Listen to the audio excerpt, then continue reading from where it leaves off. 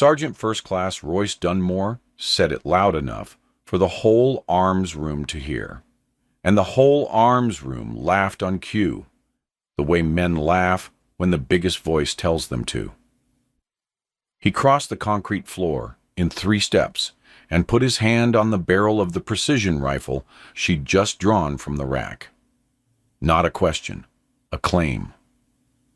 That's a shooter's weapon, Coyle. You're a medic. You stick people back together. You don't open them up. He pulled gently, the way you take a toy from a child you're trying not to make cry. Hand it back. Staff Sergeant Nadia Coyle handed it back. She did it without a word. Her eyes didn't drop, and they didn't flare. Her hands opened at exactly the speed needed, and not 1 degree faster, the rifle leaving her grip clean. No tremor, no grab, no last second of holding on. Her breathing never changed. She let him take it. She let them laugh. She looked at the rack where it would sit, memorized which slot, and said nothing at all, because there was nothing in that room she needed to win. She already knew something they didn't. Behind the counter, a 19-year-old armorer named Eli Tran logged the weapon back in and frowned, because for half a second, while she'd held it, he'd seen her thumb find the bolt and her left eye already close, and the muzzle drop to a low ready that nobody teaches a medic. He wrote her name in the book and forgot it by lunch. In 9 days, on a ridge none of them could see yet, every man who laughed in that room would owe her his life. And the loudest one would have to say her name on an open channel, and it would cost him more than the wound that put him there. If this is the first time you're hearing this story, do me a favor. Hit subscribe and tell me in the comments what city you're listening from, because I like knowing how far this one travels. And stay to the end. Stay for the moment. A man who had never apologized to anyone in his life keys a radio and chokes on a single name, and for what the general does next, which was in no manual either of them had ever read. Now let's go back, because to understand the ridge, you have to understand the heat first. Combat Outpost Anvil sat in the throat of the Sarkhan Valley at 5,000 feet, where the thin air made a man's first week feel like drowning, and the sun came over the eastern wall like a punishment. It smelled of diesel, burned coffee, and dust fine as flour that got into the teeth and the rifle actions and the wounds. 40 soldiers held it. 1 rode in. High ground on 3 sides, owned by people who'd owned it 1,000 years and meant to keep it. Coyle had arrived in March, a small woman with a quiet face slung between 2 duffels, and the section had filed her under the new medic before she'd unpacked her boots. What the file under that file said, none of them read. That before she ever touched a trauma kit, she'd spent 3 years behind glass at a sniper school as the only woman in her class and graduated top of it. That her grandfather Thomas, a hunter and a battlefield medic in a war older than all of them, had put a rifle in her hands at 9 and taught her the only thing she ever really needed. "You don't aim with your eyes, Nadia," he'd say, his big hand flat on her back, feeling the rise and fall. "You aim with your breath. Find the still place between 2 of them. The bullet lives there." She'd buried him the year before she shipped out. She carried his voice the way other people carry a photograph. She didn't tell them any of it. Telling them would have been a kind of begging, and she had never begged to be seen. The dismissals came in layers, the way they always do. At the range one morning, Dunmore put on a show for the new lieutenant, ringing steel at 400 meters, then turned and found her watching from the aid tent flap. "You want to turn, Doc?" he called, and the section snickered. And he didn't wait for an answer, because the question wasn't really one. That was the loud kind. Then there was the quiet kind. 2 days later, she stripped a jammed machine gun in the motor pool in under a minute, cleared a double feed her own gun crew couldn't, and handed it back running. Nobody saw it but a young soldier named Danny Okeke, the section's junior comms operator and drone pilot, 20 and sharp as broken glass, who watched the whole thing and said, "Where'd you learn that?" Coyle wiped her hands, said, "Around," and walked off. And Okeke stood there, knowing she'd seen something the rest of them were too loud to notice. Okeke knew the feeling from the inside. In the briefing tent that same week, she'd flagged a pattern on the drone feed, 3 nights running, the same goat trail on the northern saddle showing foot traffic at the same hour. And Dunmore had talked over her before she finished the sentence. "We don't fly the FNG's hunches," he said, and the lieutenant let it go. And Okeke sat down with her jaw tight and her good information dying in her throat. She found Coyle on the wall that night and told her anyway, because Coyle was the only one who ever just listened. So Coyle climbed the tower with her the next evening, and they read the ground together. Coyle showed her how the wind behaved in that valley, how it ran cold down the draws at dusk and dragged a bullet left, how to range a man against the shadows and log it on a card, so your hands knew it before your brain did. Okeke ran the numbers. They sat in the cooling, dark building, a thing neither of them was supposed to be building, and for one moment, in the green wash of the night optic, something warm moved behind Coyle's eyes. There and gone, the only time anyone at Anvil ever saw it. "Loudest voice in the room," Coyle said, looking at the saddle, "is almost never the one worth listening to." Okeke wrote the wind call on her card and never forgot it. 9 days after the arms room, the valley was quiet at 0540. And quiet is the lie that kills you. The first mortar landed on the motor pool at 0541. The second walked into the chow line. Then the whole northern saddle lit up at once. The same goat trail Okeke had flagged, alive now with muzzle flashes, a coordinated assault rolling down 3 fingers of high ground into an outpost that had been drinking its coffee 30 seconds before. Machine gun fire stitched the HESCO barriers. An RPG turned the guard tower into a black bloom of smoke and screaming. 40 soldiers, 1 road, high ground on 3 sides, and the people who owned it had finally come to take it back. Dunmore did what good shooters do. He grabbed the precision rifle, his rifle, the one she'd held for half a breath 9 days ago, and ran his 2-man element up to the southern roof to get eyes and angles on the saddle. For 4 minutes, he was magnificent. Then a fighter nobody had cleared, a marksman the unit would later only ever call the man on the saddle, put a single round through the chest of Dunmore's spotter and a second round through Dunmore's shooting hand and the rifle's optic, and the magnificence stopped. Dunmore went down behind a low parapet with a ruined hand and a dead partner and a dead weapon, pinned, ranged, and out of options, while the best shot in the valley settled in to finish him at his leisure. In the command post, Brigadier General Halvorsen, at Anvil on a battlefield circulation he would spend the rest of his life being grateful he'd taken, stood over the radio and listened to his outpost come apart, casualties stacking, the aid station overrun with wounded, the southern roof gone silent except for the slow, patient fire of a man hunting his soldiers one at a time. The general was not a stupid man. He was a good man with one blind spot, and the blind spot was about to close. The lieutenant said it first, because the young say true things before they learn not to. Sir, the medic, Coyle.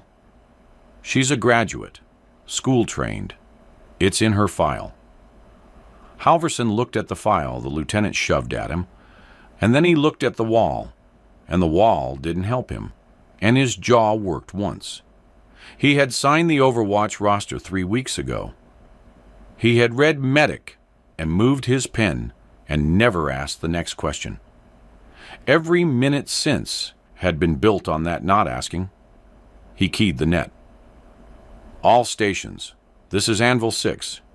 Get Coyle on the southern approach and get her a working rifle. Now. A pause that cost him something. I should have done this 3 weeks ago. But it was Dunmore who had to call her. He was the only one with eyes on her sector, and a radio still working, and he was the one pinned 40 meters from the man hunting him, and the words would not come. For 3 full seconds the channel held nothing but his breathing. Wet, fast, the breathing of a man pressing a shattered hand into his own stomach to keep from screaming. Everyone with a radio heard it. The whole net went still. 40 soldiers holding their breath at once, because they all knew what it would mean if Royce Dunmore asked anybody for help, and they knew exactly who he was about to ask. When his voice finally came, it had no volume left in it at all. The man who filled every room he entered keyed the net and said, small as a boy, Coyle, it's Dunmore. I'm hit, my weapon's down, and there's a shooter on the saddle I can't reach. The radio crackled around the name, like it didn't fit in his mouth. A soldier near the aid station turned and stared at the speaker. Okeke, monitoring the net, went absolutely still. And somewhere under all of it, the thing he had built about himself, about her, about who was the shooter and who was the Band-Aid, began quietly to come apart. I need you up here. Please. Coyle was already moving. She came off the aid station floor with blood to her elbows from a man she'd just stabilized, took the spare rifle Eli Tran shoved into her hands across the armory counter, a bolt gun, a backup, zeroed by her own hand 2 weeks ago when nobody was watching, and was up the back stair of the eastern tower before the lieutenant finished relaying the grid. She keyed her radio once, and the voice that came back across the net was nothing like the medic, nothing like the woman they'd laughed at, nothing they had a slot in their heads to file it under. Anvil, this is Coyle. I have the saddle. Going to work. Flat, clean, clinical. The voice of someone reading a map they'd already memorized. She made the hide in 9 seconds, behind the eastern parapet, prone, the bipod down on sandbags, the valley opening in front of her, like a thing she'd been waiting her whole life to read. She started at the closest threat and worked out. Wind from the left, cold off the draw, the way she'd taught Okeke. 2 minutes of left hold. First fighter, 210 meters, in the open by the wrecked guard tower. The rifle spoke, a deep, flat crack that rolled off the valley walls and came back doubled, the sound of a heavy round, nothing like the chatter of the carbines below. The fighter dropped where he stood. 1. She cycled the bolt without lifting her eye. Second fighter at the HESCO breach, 240. Crack, echo, down. 2. A third broke for cover and didn't make it. 3. She breathed between every shot, found the still place, and lived there. 3 more pushed through the breach in a knot, and she broke them apart. 4, 5, 6, the bolt cycling between each like a metronome. A pair tried to drag a belt-fed gun forward into the open. 7, 8. Each number landed in her head, flat and clean. A tally. and nothing more. For the next 90 seconds, the assault on the southern wall simply stopped advancing, because men who can't see where the fire is coming from stop being brave. Down on the line, a corporal felt the pressure lift and didn't understand why. Up on the roof, bleeding, Dunmore heard the heavy rifle working behind him, and the sound did something to his face he was glad no one could see. Then it got hard. The first complication came at the 4-minute mark. A machine gun team set up on the western finger, a sector she couldn't see from the eastern tower, and opened up on the aid station, and the rounds walked across the roof in a line of sparks and dust, and one of them found the gunner she'd just patched. She couldn't reach the gun team from here. She keyed Okeke. "Danny, western finger, machine gun, I'm blind to it. Find it."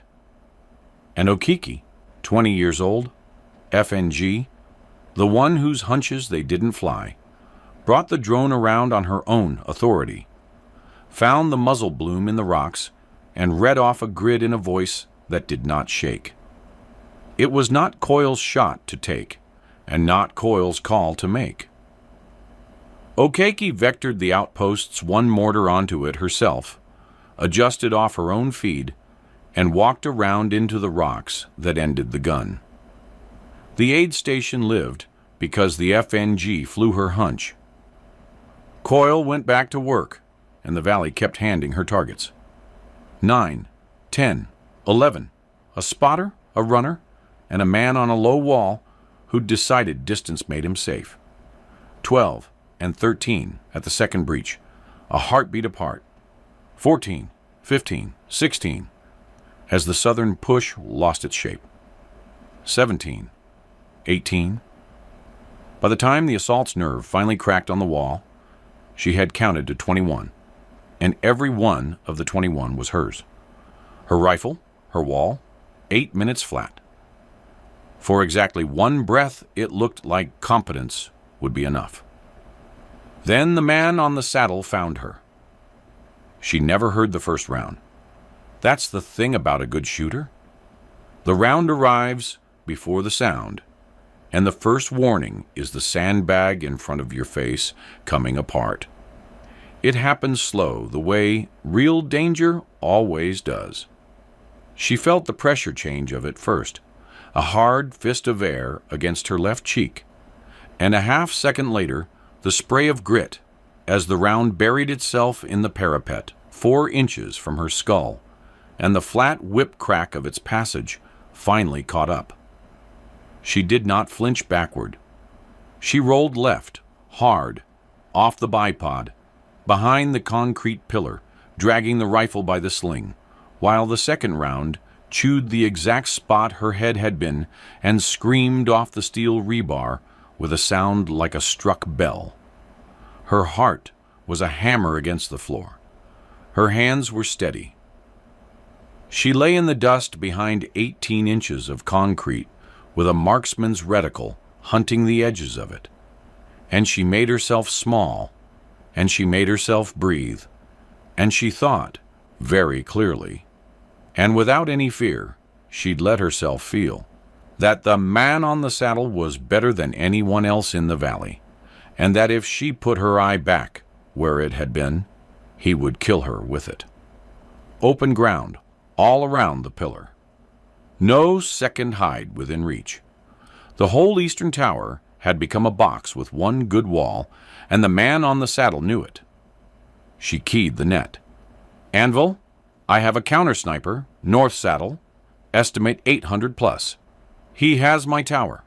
I'm pinned." Below her the fight surged back to life the moment her rifle went quiet, because his fire had bought the assault its courage back. Then the channel went bad. "Dunmore, Coyle, status." Nothing. "Dunmore, do you copy?" Nothing but the open hiss of a live channel and no voice on it. She tried a third time, slower, and the silence that came back had a weight to it, a texture, the specific dead air of a radio held by someone who isn't answering. And for 4 long seconds, nobody on the net knew whether Royce Dunmore was bleeding out, alone on a roof 40 meters from a man who'd shot him twice. Then his transmit clicked, and his voice came thin and gray. "Still here. Going dark. Can't move my hand. Still here." The 2 ugliest, most beautiful words on the net.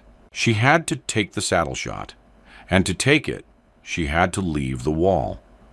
Here was the choice her grandfather's rifle had been pointing at her whole life. The only firing position with an angle on the saddle was the open corner of the tower. No concrete, no cover. A flat exposed shelf where she would be a black silhouette against the dawn. For as long as it took to range 800 meters of crosswind and break a single perfect shot. The man on the saddle was waiting for exactly that.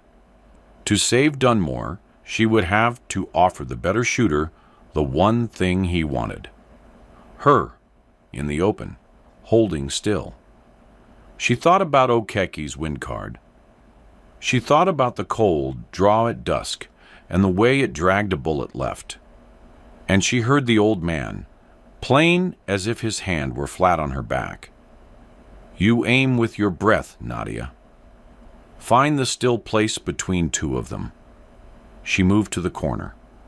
She went prone on the open shelf with the whole eastern sky behind her.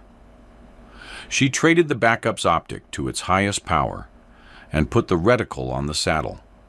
And there he was, 840 meters. A patient shape behind a rock, his own scope already swinging toward the motion of her. 2 shooters, 1 breath of distance between them, and only 1 round in the world was going to matter. She dialed the elevation off memory. 11 minutes of left for the cold draw. She did not rush. She felt his scope find her. She felt the open ground under her chest, and the dawn cold on the back of her neck, and the small terrible certainty that he was a heartbeat ahead. She breathed in. She breathed half out. She found the still place between the 2. And in that still place, where the bullet lives, she pressed the trigger a quarter second before he pressed his. The heavy rifle slammed. The round crossed 840 meters of failing light and crosswind in a little under a second, and the man on the saddle's scope went black, and his round went wide into the empty sky above the tower because a dead man's hands forget what they were doing. 22. She did not celebrate. She rolled back behind the pillar, breathing, and keyed the net, flat as a still pond. Saddle's clear. But it wasn't finished, because the worst of it was always going to come last. With the marksman gone, the assault made its final hard push at the southern wall, and Coyle, sprinting the catwalk to a better angle, came around the corner and found 4 fighters already inside the wire, 15 meters away, the bolt gun useless at that range. She let it fall on the sling and brought up the carbine slung across her back, and the sound of the fight changed in her hands. Gone the deep, rolling boom of the precision rifle, replaced by the fast, sharp, snapping bark of the carbine. A different animal entirely. 3-round bursts hammering off the Hesco. She put down 2, 23, 24. The third raised a rifle, and she put him down. 25. The fourth, a big man, didn't fall. He dropped flat and lay still, and she swept past him to the next threat. And that was the enemy's last surprise. He hadn't been hit at all. He rose behind her with a knife as she reloaded, and she heard the scrape of his boots a half second before she would have felt the blade, pivoted, and there was no time for the carbine. So she drew her pistol, left-handed, and fired twice into him, at a range of 4 feet. The flat, hard snap of the pistol, smaller and meaner than everything that came before. And he went down for good against the wire, 26. Her last carbine magazine was 2 rounds from empty. Her shoulder, she noticed distantly, was bleeding where the catwalk railing had opened it. She had not felt it happen. She got to Dunmore last. He was gray and shaking behind the parapet, his hand a horror, his spotter cold beside him. And she dropped beside him and got a tourniquet high on his forearm and cranked it down, and he made a sound that wasn't a word. Below, the assault was breaking. The fighters who could still run were running. Back up the fingers they'd come down, dragging their dead. Coyle keyed the net one last time, and her voice had not changed once from the first transmission to the last. Anvil, this is Coyle. Engagement complete. Then she set down the rifle, and she did not pick it up again. And she became what they'd always said she was. She slung the carbine across her back, knelt in the wreckage of the southern roof, and opened the medical kit, and the same hands that had killed 26 men in 11 minutes went soft. There was a soldier at the base of the stair, Private Theo Hutchins, 20 years old, a kid from a town with one stoplight, who'd told everyone at Anvil twice that he and his brother were going to open a garage when this was over, and that his baby sister was learning to walk in the videos his mother sent. There was a hole in his chest that whistled when he breathed, and his lips were the wrong color, and his eyes found her face with the particular terror of someone young enough to still believe it couldn't happen to him. "Sergeant," he said, and his voice came in pieces. "Sergeant Coyle, am I dying?" She did not look up from his chest. Her hands were already moving, cutting the blouse away, sealing the wound on the exhale, finding the rising pressure under his ribs that was crushing his heart with every breath he took. "No," she said, "just that." Then, because he needed more than one word, and because she had decided it was true, and she did not make promises she hadn't decided were true. "Not today. Not while I'm here."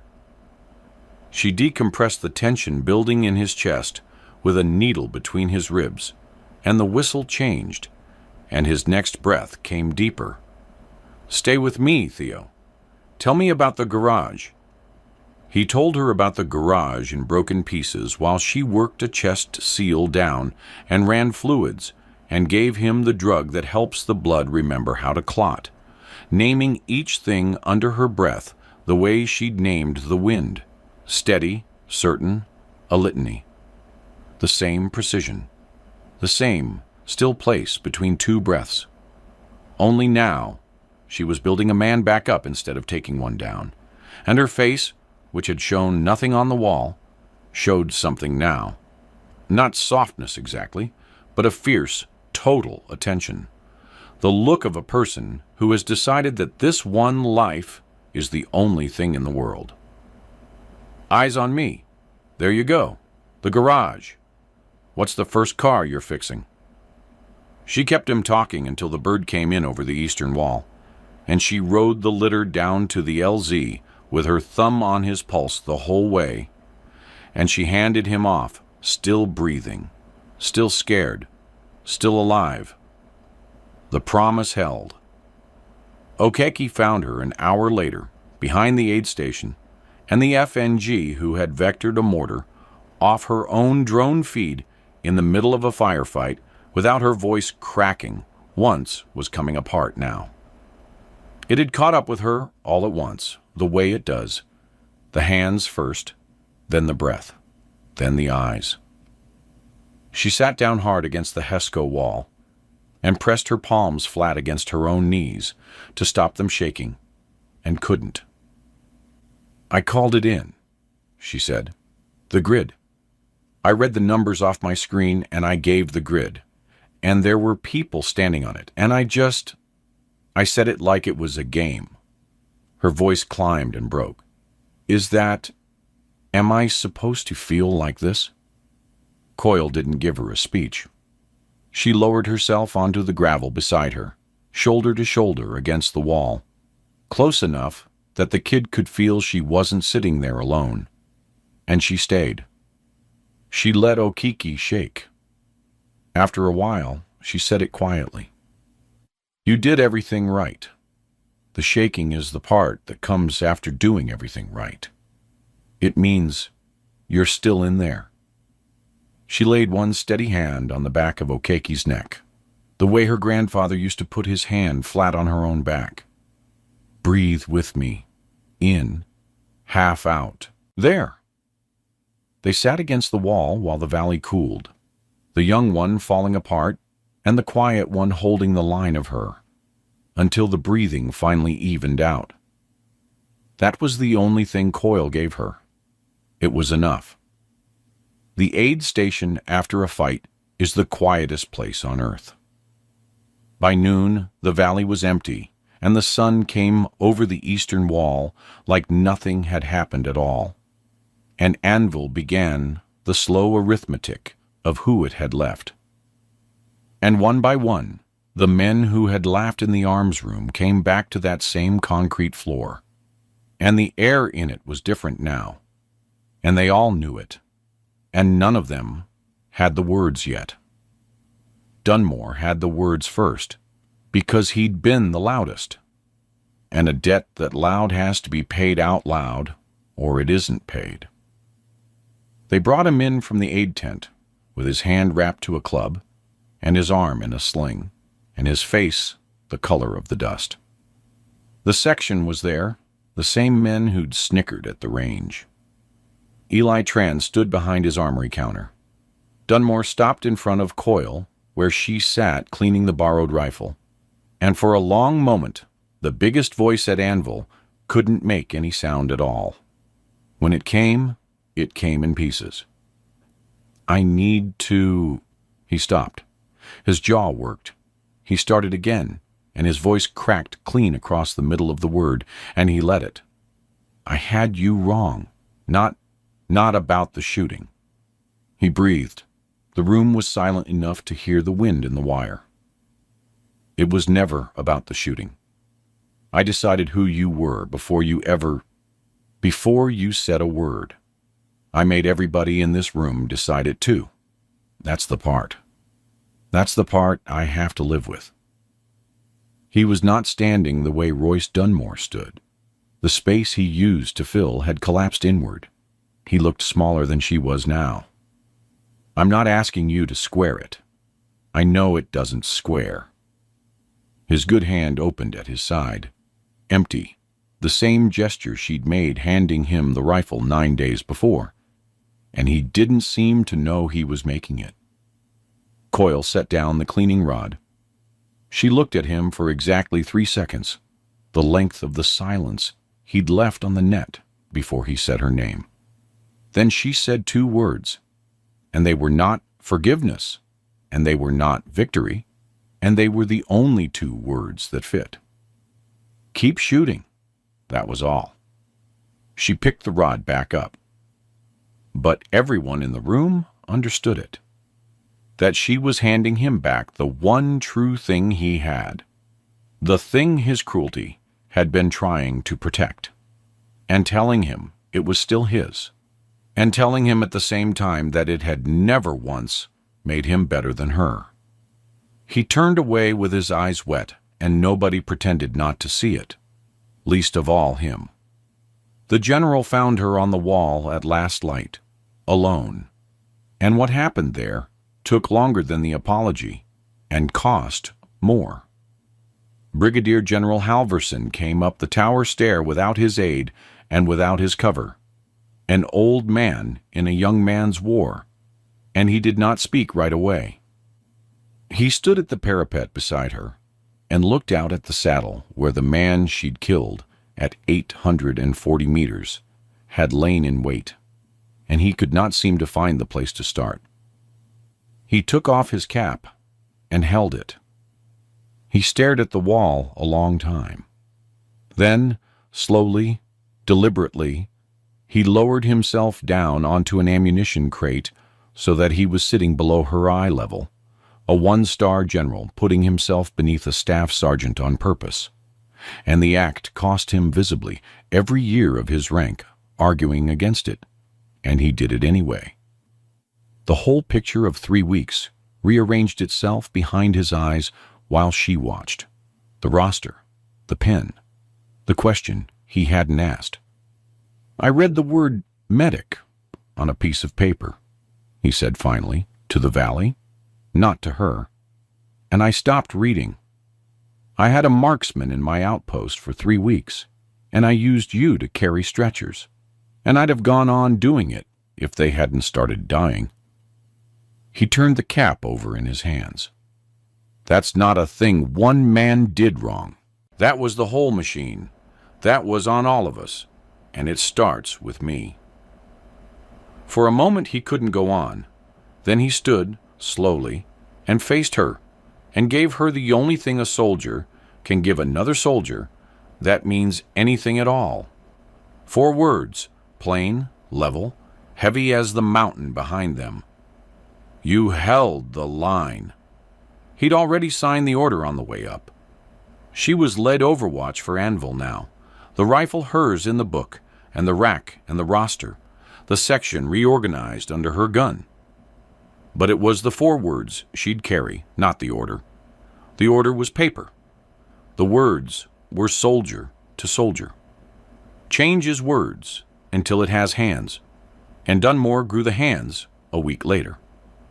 A replacement came up the road, a young sergeant heavy with opinions, and on his second day he watched Coyle climb to the overwatch hide and said, loud, to nobody and everybody, "They got the medic on the long gun now? Whose idea was that?" And before anyone could decide whether to let it go, Royce Dunmore crossed the gravel with his arm still in its sling and got in close, his voice low and absolutely without mercy.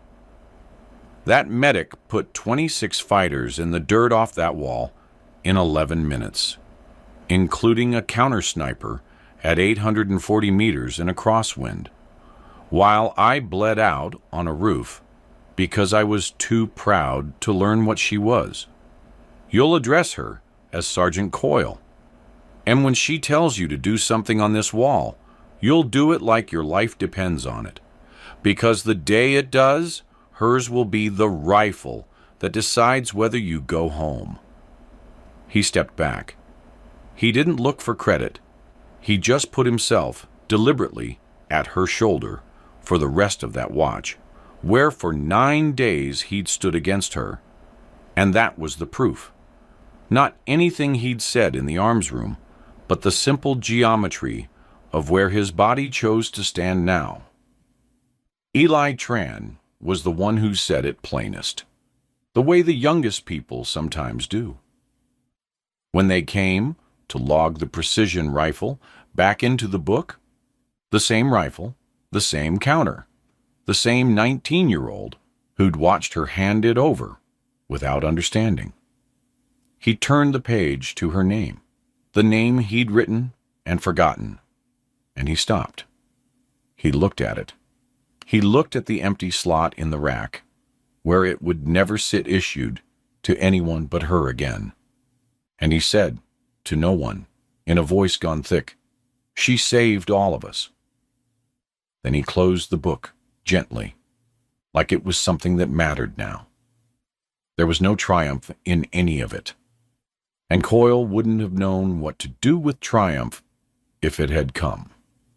The night after the general's order, she sat on the eastern wall in the cold, with the rifle across her knees, cleaning it slow, and the valley below was dark and indifferent and ancient, a thing that had watched 1,000 small dramas and would watch 1,000 more and remember none.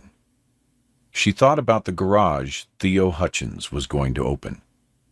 She thought about the still place between 2 breaths where the bullet lives, where she had lived her whole life without anyone noticing. And what settled into her then was not pride and not vindication. It was something quieter and more durable, the particular piece of a person who has discovered, under the worst pressure the world can bring, that she was exactly who she had always been when it finally mattered most. Her grandfather's voice came one more time, soft, an echo now, instead of a command. Aim with your breath. She breathed. The still place was there. A month later, they rotated her down off the mountain to run the marksmanship and trauma course for the incoming class. And on the morning she left, Royce Dunmore carried her gear to the truck with his good hand. And at the tailgate, he stopped and held out the precision rifle, the one he'd taken from her in the arms room a lifetime ago, cased now and clean. She took it. He put out his hand, and she shook it. And the handshake lasted 1 second longer than a handshake needs to. The whole distance traveled compressed into that extra second, and then he let go and stepped back and came to a position he hadn't owed her once in his life. She climbed into the truck. She looked at him through the dust as it pulled away. Not up at him, not down, but level, eyes steady, breathing slow, and held the rifle across her lap. Still, the way you hold a thing that was always yours, all the way down the one road out of the valley.